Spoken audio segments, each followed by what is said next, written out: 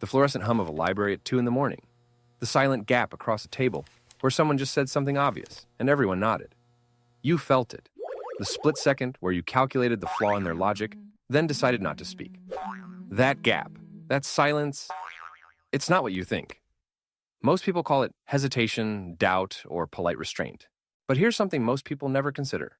That gap is the same architecture used by every genius who ever sat in a room full of people who didn't see what they saw. The question isn't whether you can train to close that gap. The question is whether you should. Consider the most famous gap in modern cognitive science, the one Sir Francis Galton carved into history in 1869. Galton was a Victorian polymath who measured everything, including brilliance. He published Hereditary Genius, arguing that exceptional intellectual ability is fixed at birth, passed through bloodlines like eye color. For over a century, his shadow sat on every classroom. If you weren't born with the lens, you were stuck with blur. But Galton never tested his own assumption against a control group. He observed eminent families and saw heredity, ignoring the fact that those families also had tutors, libraries, and the luxury of time. His blind spot became society's ceiling. Now imagine instead that the ceiling is a threshold, not a wall, but a groove your mind can learn to inhabit. This is what K. Anders Ericsson and his team found in 1993 when they studied elite violinists at the Berlin University of the Arts. The students had all started around the same age, practiced similar hours per week, and yet they sat on a steep performance curve. What separated the top tier from the rest wasn't talent. It was a specific kind of repetition, deliberate practice. They didn't just play scales. They isolated mistakes, slowed them down, reconstructed the neural pathway, and repeated until the error vanished. By age 20, the top performers had accumulated approximately 10,000 hours of this precise, uncomfortable work. Their IQs were not significantly different from the second tier, but their cognitive grooves were deeper. So the gap is not proof of lack. It is evidence that your pattern recognition system is already running at a different frequency. If you want to keep uncovering these hidden architectures of how minds are actually built, subscribe to this channel, because there are more thresholds ahead that most people never consider. And in the comments, drop one word. The thing you have trained deliberately. The groove you have deepened. Let the quiet ones recognize each other. If you've ever been underestimated in a debate, you know the quiet burn of knowing more than you're given credit for. That burn is a signal. It means your pattern recognition system is running on a different layer than the conversation. But here's what nobody talks about. The layer can be built, not inherited. The gap you feel is not a deficiency. It is the space where your lens is fitting the wrong aperture, and training can adjust the aperture. Now, here's where it gets interesting. In 2008, Suzanne Jaggi and her team at the University of Michigan published a study that rattled the fixed intelligence camp. They took 68 adults and trained them on a working memory task called the dual in-back. Over 4 weeks, participants practiced holding increasingly complex sequences in mind while simultaneously processing new information.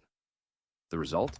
A statistically significant increase in fluid intelligence, the kind measured by Raven's progressive matrices, the gold standard for abstract reasoning. The average gain was about 3 IQ points. That's not a transformation from average to genius, but it is a crack in the wall. It means the architecture of intelligence is plastic, not porcelain. When the smartest person in the room decides to stay silent, they're not being arrogant. They're measuring the gap. And measurement is itself a trainable skill. Benjamin Franklin, who started as a printer's apprentice with no formal education beyond age 10, understood this instinctively. In his autobiography, he describes building a personal curriculum. He would read essays, then rewrite them from memory days later, comparing his version to the original to identify where his logic had bent or skipped.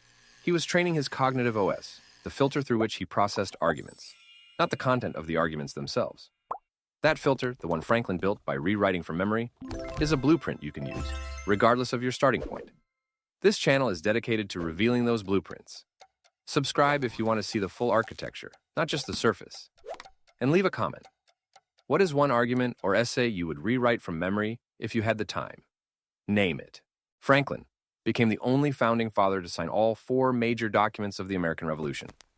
He didn't start with a genius lens. He forged it, one iterative correction at a time. You felt it. That moment you realized the system rewards speed over depth, and you're the only one who notices. But here's the paradox. The system rewards speed because most people mistake speed for intelligence. And you, sitting in the gap, measuring the flaw, are operating at a different layer. The training you need is not to speed up, it's to deepen your filter. This brings us to a deeper question. If intelligence can be trained, why do so few people actually close the gap? The answer lies in the cost. In 1995, Robert Sternberg and Todd Lubart published a study on 212 college students, testing whether training in divergent thinking could boost creative problem solving. It did, by nearly half a standard deviation. But the training required participants to sit with uncertainty, to resist rushing to the first plausible answer, to tolerate the discomfort of not knowing. Most people abandon that discomfort within 30 seconds. Genius is not the ability to find the answer faster. It is the ability to stay in the question longer. Now consider the historical experiment the Soviet Union ran without intending to. Between the 1930s and 1950s, under Trofim Lysenko's educational reforms, the state mandated intensive, standardized mathematics and science training for all students, regardless of perceived aptitude. The goal was to mass-produce scientific laborers. The result, measured decades later, was a population that scored disproportionately high on abstract reasoning tasks compared to Western cohorts with similar genetics. The training didn't create Einsteins, but it shifted the entire distribution curve upward. The ceiling was not fixed, the curriculum was. Which brings us to the deepest layer of the mechanism. In 2018, William Kelly's team at Dartmouth published a neuroimaging study that mapped what happens inside the brain during intensive working memory training. 30 adults underwent 20 hours of adaptive end-back training, while researchers tracked functional connectivity between the dorsolateral prefrontal cortex and parietal regions, the brain's central executive network. The result was structural. Increased connectivity strength correlated directly with improvements on fluid intelligence tests. The brain physically rewired itself in response to the cognitive demand. This is not a metaphor. The groove is literal. The lens is biological, and that lens comes with a trade-off. Tesla could visualize a working turbine without a single blueprint, every bolt in place, every stress point calculated in 3 dimensions, but he could not sustain normal social rhythms. He avoided handshakes, slept only 2 hours a night, and died alone.